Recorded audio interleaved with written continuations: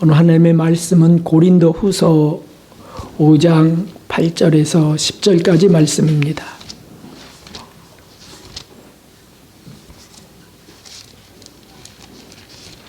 하나님 말씀 고린도 후서 5장 8절에서 10절까지 말씀입니다. 찾으셨으면 우리 한 목소리로 읽도록 하겠습니다. 우리가 담대하여 원하는 바는 차라리 몸을 떠나 주와 함께 거하는 그것이라. 그런즉 우리는 거하든지 떠나든지 주를 기쁘시게 하는 자 되기를 힘쓰노라. 이는 우리가 다 반드시 그리스도의 심판대 앞에 드러나 각각 선악간에 그 몸으로 행한 것을 따라 받으려 함이라. 아멘. 할렐루야. 하나님의 크신 은혜와 사랑이 오늘 예배하시는 모든 분들 위해 부어지기를 주님의 이름으로 축원합니다. 우리 여러분들에게 인사할 때 하나님을 사랑하고 예수님을 따릅시다 이렇게 축복하겠습니다. 하나님을 사랑하고 예수님을 따릅시다. 감사합니다.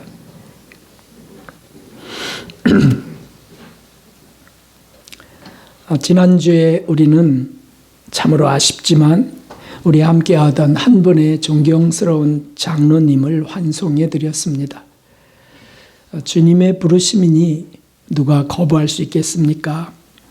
땅의 사명과 수고가 다 끝나서 천국으로 이끄심이니 우리가 축하드리며 감사드리며 잠시의 헤어짐을 갖게 되는 것입니다. 그 환송의 자리에서 저는 또다시 죽음 앞에서 삶을 깊이 돌아볼 수 있었습니다. 장례 예배의 모든 말씀들은 가족들과 또 장로님의 영혼을 위해서 주신 것인데 오늘은 우리 교인들을 위해서 주시는 메시지가 있습니다. 그래서 죽음을 생각하면서 또 하나님의 말씀을 죽음과 관련된 말씀을 찾으면서 우리 삶을 또 다시 한번 다짐하는 시간이길 원합니다. 언제일지 모르는 죽음을 우리는 바르게 준비해야 되겠습니다. 어떤 말씀들을 매 주일마다 원하시나요? 그저 잘 살았다, 수고했다, 칭찬의 소리를 듣기 원하시나요? 아니면 이제 이것을 고쳐라, 이제 이런 죄를 회개하라 라고 하시는 말씀을 듣기 원하시나요? 예수님 앞으로 나아갔던 당시의 사람들처럼 하시면 됩니다. 그때 예수님 앞에 갔을 때는 부끄러운 죄들이 다 빛 가운데 드러나게 되고 이렇게 사는 게 바른 삶이구나. 하나님이 뭐 이것을 원하시는구나. 이렇게 되지 않았습니까? 그러므로 오늘 하나님 말씀, 성경의 말씀, 예수님의 그 말씀을 좇으시면 되겠습니다. 성경에는 죽으면 우리가 다 심판대에 선다고 기록되어 있습니다. 한번 읽어보겠습니다. 한번 죽는 것은 사람에게 정하신 것이요 그 후에는 심판이 있으리니 하는 말씀이 있습니다. 죽음이 다오지만 그 후에는 심판이 있다. 그리고 로마서의 말씀인데 우리가 다 하나님의 심판대 앞에 서리라 기록되었으되 주께서 가라사대 내가 살았노니 모든 무릎이 내게 꿇을 것이요 모든 혀가 하나님께 자백하리라 하였느니라. 이러므로 우리 각인이 자기 일을 하나님께 직고하리라. 직고는 직접 고하게 될 것이다. 그래서 숨겼던 것들도 고하게 될 수밖에 없고요. 잊었던 것도 다 회상하게 하셔서 토하게 하실 하나님이세요. 이런 말씀이 성경에 있습니다. 그러나 이런 그 사도들의 이런 기록은 성령의 감동으로 기록된 성경이지만 예수님이 직접 하신 말씀의 첨가일 뿐입니다. 예수님이 직접 하신 말씀이 있습니다. 우리 함께 읽어보겠습니다. 내가 너희에게 이르노니 사람이 무슨 무익한 말을 하든지 심판날에 이에 대하여 신문을 받으리니 내 말로 의롭다함을 받고 내 말로 정죄함을 받으리라. 아멘. 예수님이 하신 말씀이에요. 하나님을 모르는 백성에게 하신 말씀일까요? 아니고 하나님을 아는 백성들에게 하신 말씀이에요. 불신자들은 말할 것도 없고 신자들이라 할지라도 그날에 심판날에 심판대에서 너희가 무슨 말을 하고 살아왔는지 다 신문을 받게 될 것이야. 그래서 너 말로 너는 의로웠구나 칭찬도 받겠지만 너의 말로 너는 회개하라 정죄함도 받게 될 것이다 하는 말씀입니다. 그러므로 우리는 항상 이런 주님의 말씀, 성경의 말씀을 우리가 떠올리면서 죽음을 생각하는 삶을 살아야 된다는 거예요.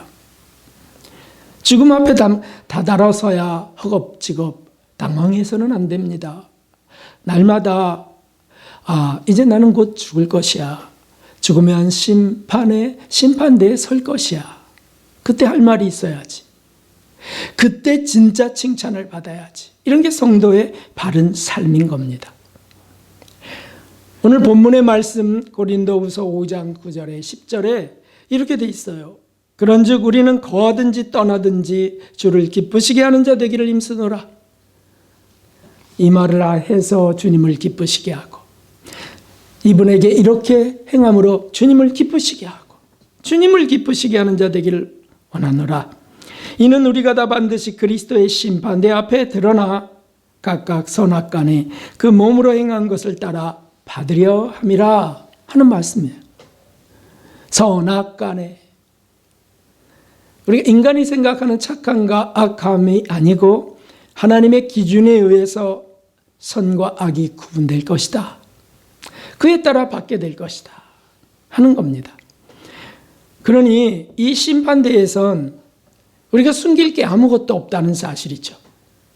그때는 삶의 행적들이 마음의 동기까지 다 드러나 버리게 되는데 하나님 말씀을 쫓아 행한 것들은 받을 상급이 되고요. 천국에서. 하나님 말씀에 따르지 않고 어긋나게 살았던 것들은 다 토하며 회개하게 될 것이다. 왜 그렇게 하십니까? 정결케 하시려고 하심입니다. 하나님의 자비이세요. 자비. 사실 심판대라고 하는 것을 두신 것은 하나님의 자비와 긍휼입니다. 준비되지 않고 천국에 어떻게 들어가겠습니까? 그러니까 죽어서라도 정결케 하시는 그 심판대를 거치게 하신다는 거예요. 그때 하나님은 과연 무엇을 물으실까요? 무엇을 확인하려 하실까요? 제일 중요한 것 두 개가 있습니다. 그래서 오늘 그 말씀을 드리려고 합니다. 두 개의 질문에 우리는 진실하게 답해야 됩니다. 그 첫째가 무엇이냐면 네가 사랑했느냐라고 하는 질문입니다. 사랑했느냐는 질문 속에 사실은 둘로 나눌 수 있는데 그게 뭐냐면 하나님 나를 사랑했느냐 하나님을 사랑했느냐 하는 질문에 우리 답해야 된다는 거예요. 구약부터 계속 하신 말씀 가운데 가장 중요한 율법과 여호와의 강령 그 가장 중요한 것이 첫째가 뭐냐면 마음과 뜻과 성품과 정성과 목숨을 다해 하나님을 사랑했는가 하는 겁니다. 어떻게 목숨을 다해 하나님을 사랑할 수 있을까요? 순교자들은 그렇게 살고 죽었습니다. 하나님을 사랑했기 때문에 여러 협박과 위협과 미혹 가운데 굳굳이 신앙을 지키다 죽어갔다고. 그게 하나님 사랑하는 거죠. 10계명의 1계명에서 4계명까지의 말씀이기도 합니다. 그래서 유일신 하나님을 오직 신앙하고 주일에는 그 안식일 우리에게 주시는 그 놀라운 평강을 받으며 하나님께 경배하는 그것을 지키고 그렇게 하는 거죠. 여호와의 이름을 망령되 일컫지 않고. 그런데 우리가 잘 외우는 그 10계명 그것이 과연 우리 삶에 어떻게 나타나는지에 대해서는 사실 별로 구체화하지 않습니다. 하나님을 사랑한다는 것은 감정이나 생각을 말하는 것이 아닙니다. 그것도 물론 포함되어 있습니다. 하나님 사랑합니다 하고 눈물을 흘리는 것, 찬양하며 감동하는 것 다 좋습니다. 그런데 그것은 물론이고 하나님을 사랑한다는 것은 그분의 말씀대로 따라가는 겁니다. 때로는 세상에 손해가 되고 핍박과 조롱을 당하고 그리고 업신여김을 당하는 일이 생겨도 그분의 계명대로 따라 사는 것이 하나님을 사랑하는 것입니다. 예수님이 말씀하셨습니다. 너희가 나를 사랑하면 나의 계명을 지키리라. 나의 계명을 가지고 지키는 자라야 나를 사랑하는 자다라고 말씀하셨어요. 그래서 우리가 성경을 읽는 거죠. 왜요? 하나님을 사랑해서 하나님의 계명대로 살려고. 그래서 하나님이 싫어하시는 것을 내가 피하고 살았는지, 그분이 기뻐하실 것을 내가 택하며 그 길을 갔는지, 이런 것들을 우리가 검토해야 됩니다. 혹시 제일 부담되는 말씀이 떠오르시는 것이 있을까요? 전 제일 부담되는 것 중에 하나가 70번씩 7번 용서하라는 말씀이에요. 참 용서하기가 쉽지 않습니다. 근데 그 말씀을 내가 아멘으로 갖고 있으면 자꾸 이렇게 살아야지 방향이 정해지는 거예요. 살지 못하는 것은 회개할 수 있게 되는 것이고요. 또 오른밤을 때리면 왼밤을 돌려대라. 이 산상수훈에 있는 이 말씀들이 참 부담이 됩니다. 뺨을 돌려대라. 남편이 아내를 혹 욕을 하고 무시하고 혹 손짓검을 했을 때 뺨을 돌려대라. 왜? 하나님의 말씀이니까, 예수님이 한 말씀이니까. 난 예수님을 사랑해. 그래서 나는 이렇게 해야 됩니다. 여기 한 대를 더 때려주세요. 이렇게 하는 것이 사랑이라는 거죠. 원수를 사랑하라. 원수를 사랑하려 했는가. 이런 것들. 선택의 순간이 옵니다.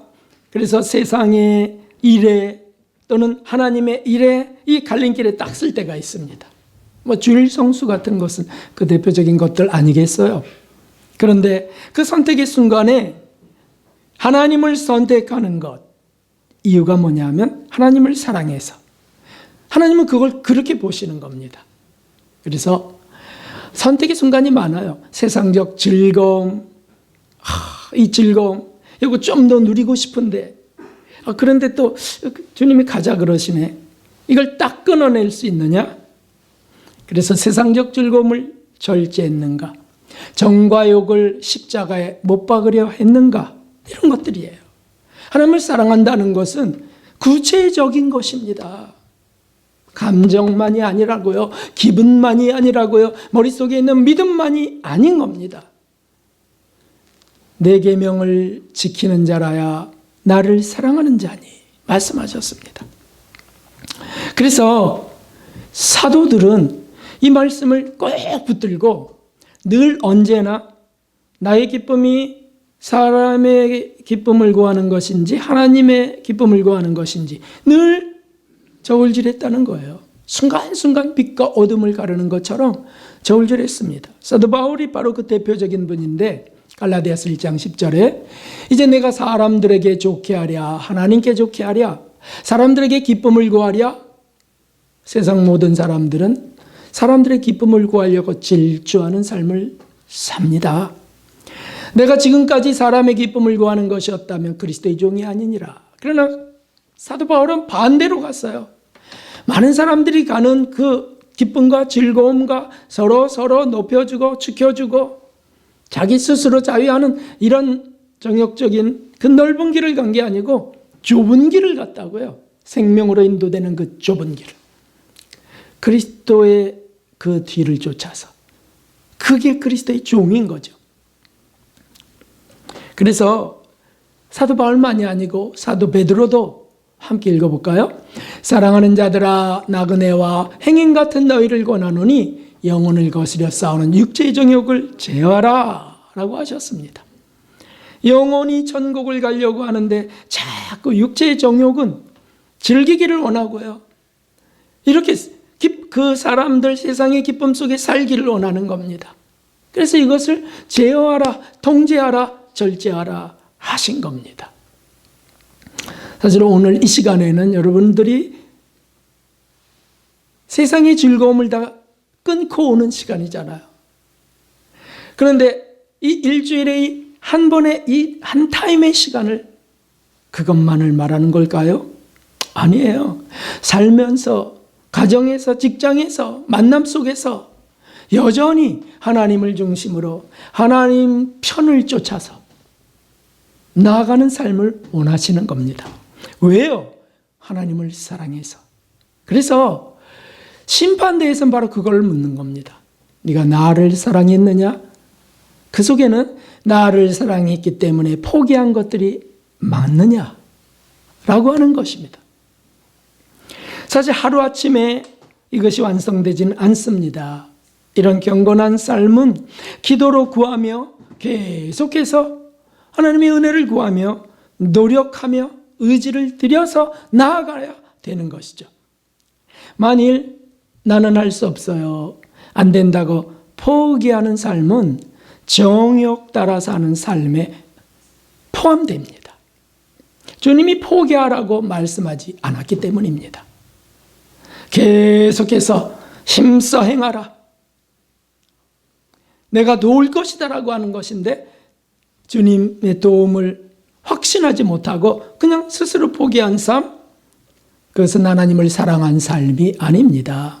세련된 자기 사랑의 일종일 뿐입니다. 하나님은 그날에 바로 이런 것들을 다 물으십니다. 포기하는 것은 하나님 뜻이 아닙니다. 주님을 의지하고 그 힘과 능력을 구하고 노력하며 나아가는 것, 하나님 사랑의 증거인 그것을 주님은 확인하십니다. 누가 무슨 말을 할지라도 하나님 말씀대로 낱낱이 다 신문하시겠다고 말씀하셨습니다. 이것은 좀 두려운 말씀이기도 하지만 아니, 하나님 자비와 긍휼과 사랑이라고요. 그 부정한 것들이 있을 때 부정한 것들을 다시 정결케 할 시간을 주시는 겁니다. 이제 좀 이따가 더 말씀드리겠습니다. 나를 사랑했느냐라고 하시는 것 속에는 이것도 포함되어 있습니다. 너희가 사랑했느냐 물으실 때 이웃을 사랑했느냐 하는 것도 포함되어 있어요. 왜냐하면 10계명에 5계명에서부터 10계명 그 말씀들이 다 이웃에 대한, 부모, 사람에 대한 것들이에요. 부모를 공경했느냐, 이웃의 해를 끼치지 않은 남의 것을 탐내지 않았느냐, 이런 것들이 이웃을 사랑했느냐라고 하는 말씀들인 거죠. 예수님은 더 구체적으로 말씀하셨어요. 이웃을 사랑했느냐라는 거 보니까 어떤 이웃이 내가 오리를 데려다 드렸는데 좀 더 가면 안 돼요? 좀 더? 심리를 또 요구할 때 심리까지 가져와라 하는 말씀이 있습니다. 겉옷을 속옷을 누가 갖고자 한다면 겉옷까지 벗어 주어라. 참 쉽지 않은 말씀들이에요. 그러나 이런 말씀들 때문에 자기가 고민하고 또는 회개하고 그리고 하나님 힘을 주세요, 사랑하게 해주세요, 이렇게 하는 것을 주님은 사랑으로 보신다고요. 작은 자를 사랑했는가? 여기 너희 가운데 작은 자에게 한 것이 나에게 한 것이다. 그래서 교회 안에 작은 자 또는 가정 안에 작은 자, 천덕꾸러기 같은 자를 사랑했느냐? 주님 그거 반드시 물으십니다. 강도 만난 자를 도왔느냐? 누가 참 어려운데 그냥 지나쳤느냐? 전철 속에서, 시장에서 걷지 못하고 엎드려 다니는 분들이 동량을 요구했을 때 이것저것 교육학적인, 사회학적인 뭐 여러 가지 생각들을 해가면서 알지도 확인도 안 됐으면서 주문 안 된다라고 외쳤느냐? 조금이라도 도우려고 했느냐? 다 살아보세요. 주님이 달아보세요. 이웃을 섬기려고 했느냐? 그래서 불쾌한 표정, 퉁명스러운 표정, 심통스러운 표정 이런 거 안 졌느냐? 아니면 발을 닦였느냐? 사랑은 구체적인 것입니다. 우리가 흔히들 말합니다. 사랑은 표현이야, 표현. 마음만이 아니라고. 사랑한다면 말해. 뭘 줘야지. 그렇게들 합니다. 그렇게 말은 잘하면서 우리가 주님을 사랑하는 것을 실제로 이웃에게 표현하는 것은 참으로 게을르다는 거예요. 너그럽게 품었는지, 또 용서하고 용서했는지, 1만 달란트 탕감 받아놓고 100데나리온 내놓으라고 소리치진 않았는지, 이거 다 주님이 물으실 내용들이에요. 남편을 진심으로 사랑했는지, 아내를 정말 몸처럼 사랑했는지, 싸움이 일어났다, 다툼이 일어났다 했을 때 주님을 사랑한다는 것은 무엇입니까? 남편을 머리로 공경하라고 했고 아내를 몸처럼 사랑하라고 했으니까 제가 잘못했습니다. 죄송합니다. 또 제가 고집부리고 교만했습니다. 하느냐? 왜? 예수님을 사랑해서 예수님의 말씀을 쫓기 때문에 그렇게 하려고 하느냐? 한 거죠. 오래 참았는가? 무례하게 행하진 않았는가? 용서를 구했는가? 이런 것들. 그 해도 또 어떤 마음으로 했는지 이런 게 다 드러나는 데가 어디라고요? 심판대라고요. 심판대. 아니 단 하나의 악이라도 갖고 갈 수 있겠어요? 천국에. 깨끗게 해서 들여보내시는 거죠. 구원파처럼 우리가 죽는 순간 초대교회 영지주의자들처럼 이단 죽는 순간 싹 정결해진다고요? 그렇게 돼 있지 않아요. 심판대에 쓴다고 되어 있습니다. 또 구체적인 아주 자세한 말씀을 한번 보겠습니다. 같이 한번 읽어보겠습니다. 만일 누구든지 금이나 은이나 보석이나 나무나 풀이나 짚으로 이 터 위에 세우면, 그리스도라고 하는 터 위에 세우면 각각 공력이 나타날 터인데 그날이 공력을 밝히리니 이는 불로 나타내고 그 불이 각 사람의 공력이 어떠한 것을 시험할 것임이니라. 만일 누구든지 그 위에 세운 공력이 그대로 있으면 상을 받고 누구든지 공력이 불타면 해를 받으리니 그러나 자기는 구원을 얻되 불 가운데서 얻은 것 같으리라. 아멘. 성경에 분명히 있는 이 말씀, 불시험을 받게 통과하게 된다고 하는 이 말씀, 여기 보면 구원을 얻되라고 했으니까 예수님을 믿고 구원되는 하나님의 백성들을 말함이에요. 그런데 주님이 불시험을 통과해 보시면서 태워보시겠다는 거죠. 진짜인지 가짜인지, 가식적이 외식적이었던 건지 진실했던 건지 다 알아보시겠다는 거예요. 박 목사가 제가 저 불공력을 태워보는 저 심판대에 쓰게 되면 너 목회를 정말 주님 사랑으로 했느냐, 성도들을 진심으로 사랑하고 했느냐, 너 잘난 체하고 너 생활비나 좀 받으려고 했느냐, 달아보시겠다는 거예요. 달아보시겠다. 우리 부교육자들에게 정말 사랑으로 여종들이 주님의 여종들이라고 존경하면서 서로 존대하며 했느냐, 하녀처럼 명령하고 군대처럼 그렇게 지령했느냐, 이런 거 달아보시겠다는 거예요. 서로. 만일 그 위에 세운 공력이 타버린다는 건 뭐냐면 헛것이라는 거죠. 이런 거 많습니다. 제가 양로원에 이제 음식들을 좀 싸갖고 그분을 위로하겠다고 이렇게 가서 찬양도 드리고 했을 때 그 양로원 원장님이 탄식하면서 저에게 하신 말씀이 있어요. 지난주에는 어떤 분들이 다녀가셨대요. 높은 분들이에요. 어떤 분들이 다녀가셨는데 참 이럴 수가 있어요 하면서 하시는 거예요. 왜냐했더니 나와서 사진 찍으라고 물품하고 빵들을 잔뜩 갖고 왔는데 그걸 놓고 사진 찍으라고 해서 사진은 다 찍어서 피곤하신 그 몸 거동이 어려운 분들까지 일으켜서 다 부축해서 사진 찍고 갔는데 나중에 이제 돌아간 뒤에 그 땅을 펼쳐보니까 어제 날짜의 빵들이랍니다. 그러니까 베이커리 같은 데서 날짜 지난 빵들을 수두룩하게 받아서 그것을 전달해 주고 갔어요.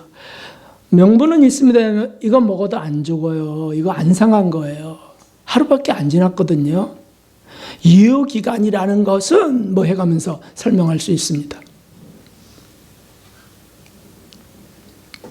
제가 그 원장님을 위로하면서 원장님, 주님은 아십니다. 원장님이 정말 수고하시고 희생하시는 것 주님 아시니 주님만 바라봅시다. 위로해드리고 왔습니다. 우리 탈 것들이 얼마나 많은데요. 사람에게 보이려고 했던 것들은 다 타버리는 겁니다. 사람에게 보이려고 한 기도 중언부언한 거, 사람에게 보이려고 한 구제 다 타버리고요. 사람들에게 보이려고 사진이나 찍고 선교비나 받으려 했던 선교 행적들 다 타버리는 겁니다. 진실하게 한 것들만 남는 거죠. 오른손이 한 것을 왼손이 모르게 진실하게 하나님께만 드리겠다고 살짝 갖다 놓고 사라지고, 이런 것들만 반짝반짝 빛나는 공력이 상급이 되는 것이죠. 꾹꾹 참았던 것, 억울하지만 꾹꾹 참았던 것, 예수님 때문에 견뎠던 것 다 상이 됩니다. 성질 난다고 확확 저질렀던 것 다 타버릴 것들이에요. 아니, 오히려 화가 남죠. 우리가 꼭 기억해야 됩니다.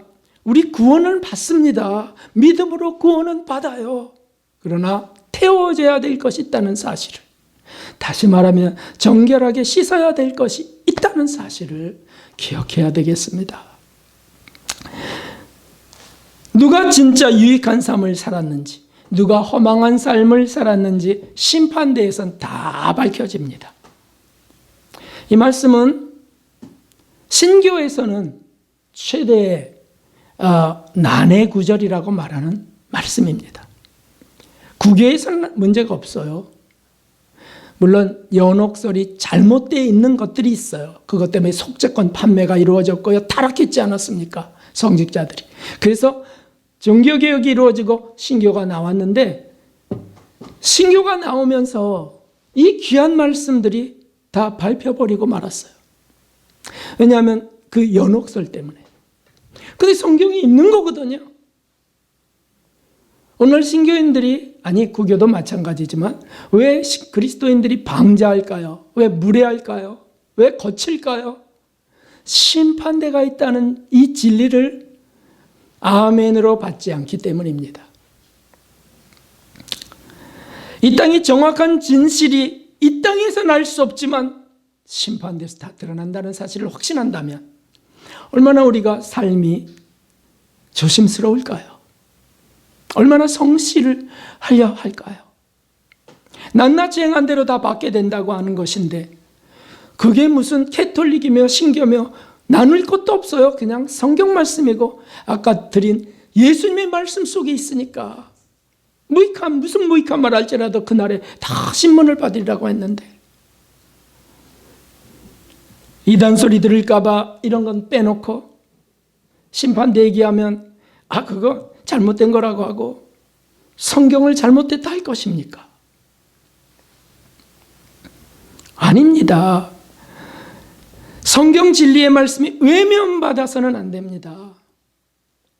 현대 그리스도인들이 방자하게 자기 사랑과 자기 생각으로 살아가는 이유 중에 그 중심에 있는 것이 바로 이것을 잊어버렸기 때문이에요. 심판의 진리가 무시당하기 때문에 현대 그리스도인들의 삶이 무례할 수 있습니다.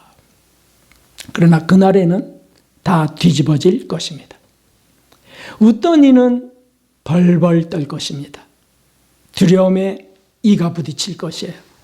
울던 이는 감격에 웃을 것입니다. 다 드러나는 것이 심판대. 이것을 죽어서야 깨닫는 이들은 불행합니다. 왜냐하면 좀 더 바르고 좀 더 주님 말씀대로 사랑하며 살 것을 놓쳐버렸기 때문입니다. 살면서 이런 말씀들을 아멘하면서 경건의 능력을 의지하면서 내가 그냥 뭐 절간에 무슨 그런 승들처럼 그렇게 스스로 자기 의지를 갖고 하는 것 아니고 경건의 능력을 의지하고 우리를 경건하게 하시겠다고 한, 그리고 매일 자신을 말씀에 비춰 돌아보는 이렇게 사는 이들, 은혜를 구하며 사는 이들, 이들은 축복된 이들이죠. 말씀에 비추어서 자신을 돌아보는 이들, 그들은 복된 이들입니다. 죽음과 심판대를 준비하며 사는 이들이 세상에서 가장 지혜로운 자들입니다. 그런 분들 우리 저와 여러분 되기를 주님의 이름으로 축원합니다. 그리고 이제 그 두 번째, 주님이 물으실 것이 있어요. 사랑했느냐 물으시고, 두 번째는 흰옷이 준비됐느냐 물으십니다. 이 흰옷은 천국에 입고 들어가야 될 예복입니다. 그래서 천국 혼인잔치에 반드시 입어야 될 예복이에요. 보십시오. 예수님 하신 말씀입니다. 임금이, 하나님을 말하는데, 임금이 거기서 혼인잔치 예복을 입지 않은 한 사람을 보고 가로되, 초청해갖고 다 이제 불러들였어요, 잔치에. 근데 한 사람이 예복을 안 입은 거예요. 그래서 친구여, 어찌하여 예복을 입지 않고 여기 들어왔느냐 하니 저가 유구무원이거늘, 할 말이 없잖아요. 그러자 바깥 어둠에 내어 던지라 라고 말씀하세요. 예수님이 하신 이 말씀은, 이 예화는 매우 중요합니다. 주님이 거짓되고 허황된 것을 과장법을 사용해서 말씀하실 수 있을까요? 주님이? 그렇게 못하시는 분이세요. 예수님은 진실한 말씀만 하세요. 이게 실제로 이루어질 말씀들이에요. 그래서 요한계시록에 보면 사대교회나 라오디게아 교회, 사제에게 하신 말씀에 흰옷이 나옵니다. 흰옷이. 근데 놀랍게도 사대교회 그 목회자, 또 라오디게아 교회 목회자, 라오디게아 목회자는 초대교회 때 제일 대형 교회로 성장했던 교회인데, 그 목회자들은 흰옷을 못 입은 겁니다. 사대교회는 오히려 성도님 중에 몇몇이 흰옷을 입는 거고요. 준비됐고요. 라오디게아 교회는 싸그리 흰옷을 준비 못했어요. 왜냐하면 목사님이 그냥 기복신앙으로 그냥 살았거든요. 그래서 내가 부유하여 부족함이 없다 하나, 너 가련하고 가난하고 눈멀고 벌거벗은 것을 알지 못하는도다, 책망하세요. 그러면서 주님이 하신 말씀이 있는데, 자 여기 보십시오. 흰옷이 나와요. 함께 해봅시다. 내가 너를 권하노니 내게서 불로 연단한 금을 사서 부유하게 하고 흰옷을 사서 입어 벌거벗은 수치를 보이지 않게 하고 안약을 사서 눈에 발라 보게 하라. 아멘. 라오디게아 교회 사자에게 주신 말씀이세요.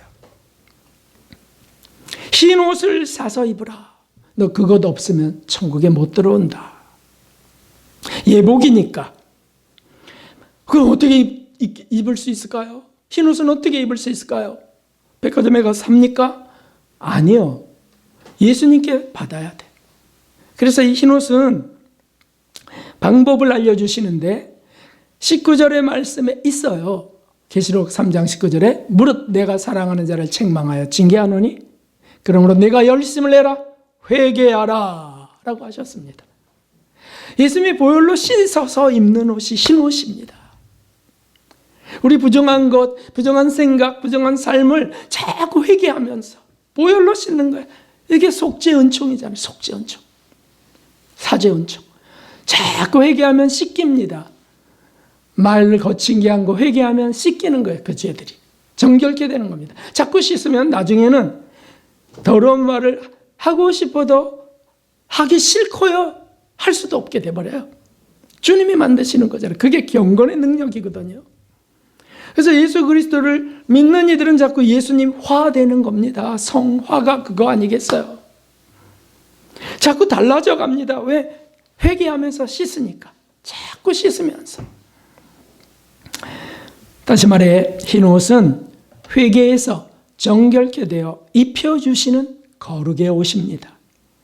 죄가 다 씻겨져 입는 옷. 주님이 십자가에서 단 한 차례 속죄 제사로 다 제사를 완성하셨는데 그때 마련하신 속죄 은총은 우리가 날마다 받아야 되는 거, 날마다. 주님이 한 번 끝냈다고 나도 한 번에 다 끝났다고 생각하는 게 구원파들이에요. 회개 안 하는 자들이 구원파들이에요. 날마다 회개할 일이죠. 날마다. 그래서 매일매일, 그래서 열심을 내라 회개하라고 하신 거지. 내가 끝냈으니 이제 쉬어라 이렇게 말씀하시지 않았죠. 열심을 내라 회개하라. 너 목사지만 너 회개해야 돼. 성도님도 회개해야 돼. 야, 이 참 회개한다는 것은 성장한다는 것이기도 해요. 사실은. 여기 이 나무가 가운데 나무가 조금 시원찮죠. 참 번창 입이 번창한 나무들은 참 좋은데 저렇게 된 이유가 있습니다. 보니까 거기 응애 같은 게 껴있어요. 하얀 거 응애 같은 게. 그래서 에프킬러를 뿌리면 안 되잖아요. 졌다가 농약을 뿌리자니 교회 안에 좀 안 좋고. 그래서 이제 어저께 저거를 저 화장실로 갖고 가서 저걸 닦기 시작했습니다. 그래서 물걸레로 닦기 시작하는데 잘 닦였는데 보면은 또 있고 또 있고. 그런데 제가 위치를 바꿔가면서 닦다가 하나를 발견했습니다. 그게 뭐냐면 화장실에 높은 창문이 있는데 그 창문 반대편에 서서 이 잎들을 보니까 창문에서 빛이 들어오니까 그 빛에 비추어서 저 벌레들, 응애들이 거뭇거뭇하게 보이는 거였습니다. 그래서 그저 물걸레로 빡빡 그걸 닦아서 창문의 밝은 빛에 비춰진 그 응애들을 닦기 시작하면서 결국에 이제 다 털어내게 되었습니다. 그러면서 제가 주님, 제 죄가 이렇게 많아요. 주님과 대화를 하게 되었습니다. 숨겨진 게 얼마나 많겠습니까? 이거 다 비춰주셔야 돼요, 주님. 말씀의 빛으로 비춰줘야만. 말씀의 빛. 말씀이 우리가 떠오르지 않으면 찾을 수 없어요. 말씀이 떠오르니까 성령의 감동으로 그러니까 죄들이 발견되는 거예요. 그래서 그걸 뭘로 닦습니까? 보혈로. 그래서 이거 닦으면서 진리를 제가 거기서 받았어요. 설교 말씀이 그렇게 준비되었습니다. 이것이 회개다. 이것이. 사랑하라는 말씀에 비추어 죄를 찾아 회개하는 것이다. 제일 큰 주제가 사랑하라는 것이니까. 하나님을 사랑하고 이웃을 사랑하라고 하는 것이니까. 그 말씀에 비추어서 내가 나를 사랑하기 때문에 자존심 내세우고 부딪혔던 것들을 찾아서 회개해야죠. 한번 부딪히면 일주일을 말 안 하고 지내는 부부도 있다면서요. 차려 먹으라고. 그러면서 교회는 나와서 또 예배드리고 찬송하고 기도를 해. 무슨 기도를 할까요? 회개 기도겠죠. 혹시 저 인간 언제 다뤄주실 거예요? 이렇게 기도할까요? 그렇습니다. 빛에 비추어 말씀에 비추어 우리가 찾는 것을 회개하는 겁니다. 이게 성령의 감동 속에 있는 겁니다.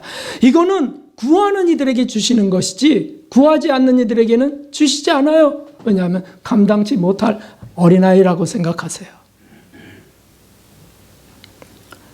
연기시록에 매우 아주 중요한 말씀이 있습니다. 자, 이제 마지막으로 이 말씀을 봅시다. 함께 읽겠습니다. 내가 가로되 내 주여 당신이 알리이다 하니 그가 나더러 이르되 이는 큰 혼란에서 나오는 자들인데 어린 양의 피에 그 옷을 씻어 희게 하였느니라. 아멘. 계시록 7장에는 대환란에 들어가지 않는 휴거 성도가 한 무리가 나와 있고 14만 4천. 그리고 대환란에 들어가는 셀 수 없는 무수한 무리가 나와요. 그 끝에 이 셀 수 없는 무리들이 어디서 나왔냐라고 사도 요한에게 묻는 말씀이 나와요. 사도 요한이 내 주여 당신이 알리이다 라고 하니까 말씀하시기를 이 사람들은 다 큰 환란, 대환란에서 나오는 자들인데 어린 양의 피에 그것을 씻어 희게 하였느니라. 다시 말하면 대환란을 통과하면서 그제서야 말씀에 비추어 회개할 것을 회개하면서 정결케 되어 나온 무리들이다. 그래서 흰옷을 주신다는 거예요. 대환란이 무슨 과정인 것 같습니까? 심판대 과정입니다. 심판대 과정. 이 땅에 사는 사람이 죽으면 심판대 과정을 통해서 정결해지지만 실제로 역사의 끝에 있는 대환란에 들어가는 사람들은 대환란에서 정결케 되는 거예요. 대환란에서. 그래서 휴거된 성도들은 살면서 이렇게 열심을 내어서 하나님 사랑과 이웃 사랑을 실천하고 또 회개하면서 자기 사랑을 회개하면서 심판의 과정을 살면서 거치면서 그래서 정결케 된 사람들이지만은 그래서 직천국 하는 거 아니야? 죽으면 직천국, 휴거처럼 말이죠. 그렇지 않은 수많은 대부분의 성도들은 죽으면 심판대의 과정을 거쳐서 그 불시험을 통과하면서 정결케 하시는 게 하나님의 사랑이라는 거예요. 하나님의 사랑. 흰옷을 입어야 천국 가는 건데 어떻게 믿습니다 하면 그냥 쑥 가는 줄로 생각합니다. 아니요. 구원은 받지만 불 가운데서 고통 가운데서 받는 구원을 받을 뿐입니다. 이것이 하나님의 진리입니다. 사랑하는 성도 여러분, 어떻게 믿을 겁니까? 성경 말씀 그대로 믿을 겁니까? 자기 생각이나 다른 사상을 믿을 겁니까? 제가 고민을 했습니다. 오늘 안 권사님이 휴가를 연장한 우리 따님과 함께 오신다고 하셨는데 미국으로 이제 다시 가실 분인데 어떤 말씀을 드릴까? 근데 주님이 감동을 주신 건 이런 말씀인데 야 이거 혹시 들어보지 못했던 말씀이라 어떻게 됐을까? 그렇게 고민을 좀 했습니다. 그런데 오늘 큰따님 부부까지 오셨으니 참 이거 큰 교회 다니시는 그런데 집사람하고 대화하면서 어떻게 해야 될까요? 뭘 어떻게 하세요? 성경 말씀을 전하는 게 목사 일 아니냐고. 하나님 말씀을 그대로 전하는 게 목사 일 아니냐고. 그리고 이제 우리 다시 못 만난다면 우리 미국에 계신 따님과 우리 다시 못 만날 거라면 가장 중요한 말씀을 전해야 되지 않느냐. 아멘. 이렇게 되었습니다. 죽으면 다 밝혀질 일입니다. 곧 밝아질 일이에요. 성경에 이미 확실히 기록되어 있는 이 말씀을 우리가 믿으면서 사는 것이 왜 불리할까요? 정말 유익한 삶이 되지 않겠습니까? 말씀에 서서 사는 이들은 참으로 복된 이들입니다. 말씀 밖에서 자기 사상이나 자기 사랑으로 합리화하는 이들은 라오디게아 목사처럼 불행한 이들입니다. 성도 여러분, 죽음은 피할 수가 없습니다. 사랑하는 우리 장로님은 3일 만에 가셨습니다. 그분은 이미 이 땅에 살면서 고난을 많이 받으셨고요. 많이 정결해 주셨습니다. 그래서 속히 천국으로 가시리라 저는 믿습니다. 우리도 언제 심판대 설지 아무도 모릅니다. 주님만 아십니다. 그때 하실 질문에 우리 답할 것을 잘 준비해야 되겠습니다. 하나 사랑하며 살았느냐? 흰 옷을 준비하였느냐? 하나님과 이웃을 사랑하려고 그렇게 살았느냐? 안 되는 거는 회개하면서 살았느냐? 회개가 중단됐느냐? 사랑을 포기했느냐? 주님이 물으실 것입니다. 많이 남기십시다. 천국의 상급, 그것은 주님 사랑의 표현, 사랑의 증거들이에요. 주님을 사랑해서, 예수님을 사랑해서 예수 말씀대로 따라 살다가 정말 기쁨으로 천국에서 다 우리 만날 수 있기를, 장로님도 그렇게 뵙기를 주님의 이름으로 축원합니다. 231장 찬송 드리겠습니다.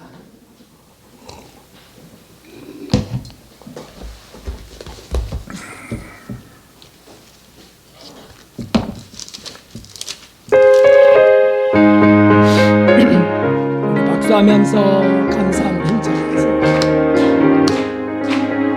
주가 맡긴 모든 역사 맡은 나의 바치고 밝고 밝은 그 아침을 향하며 요단강을 건너가서 주의 손을 붙잡고 주의 얼굴 보리 나의 주 내 주를 나의 주 내가 그의 곁에 서서 배우며 나의 주를 나의 주를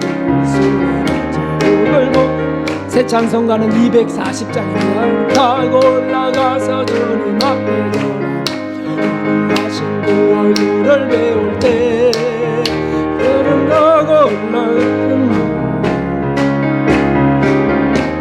큰 찬송들이 나의 주를 나의 주 내가 그의 곁에 서서 배우며 나의 주를 나의 주 손에 자국을 보아 할렐루야. 이 세상을 일찍 떠난 사랑하는 성도 내가 여기서 있겠네. 저희들과 한 소리로 찬송 부르기 전에 먼저 사랑하는 주를 배우리. 예수님 나의 주를 나의 주 내가 그의 곁에 서서 배우며 나의 주를 나의 주 그걸 보았겠네. 영화롭게 시온 성문 들어가서 나는 흰옷 입고 길을 다니며 금고문고 맞추어서 새 노래를 부르되 세상에서 모두 잊어버리리. 나의 주 나의 주를 나의 주 내가 그의 곁에 서서 배우